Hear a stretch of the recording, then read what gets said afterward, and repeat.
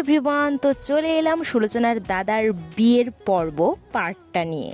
তো সন্ধ্যেই আমরা রেডি হয়ে পড়েছিলাম, আর এই দিকে তারপর আমরা চলে গেছিলাম বড় মশাইকে সাজুগুজু করানোর জন্য।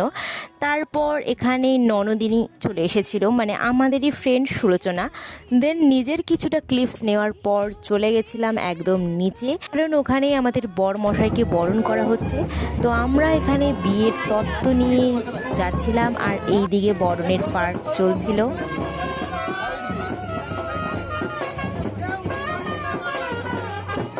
তো একদিকে বরণের পাঠ চলছিল, আর এই দিকে আমরা সবাই তত্ত্ব নিয়ে বসেছিলাম কখন বেরোবো।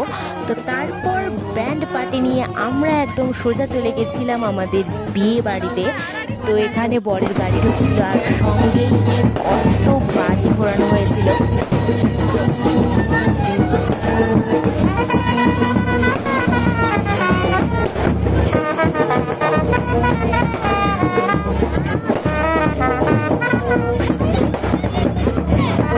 তো বিয়ে বাড়িতে এন্টার করার পর এখানে যা সাজানো হয়েছিল খুব সুন্দর।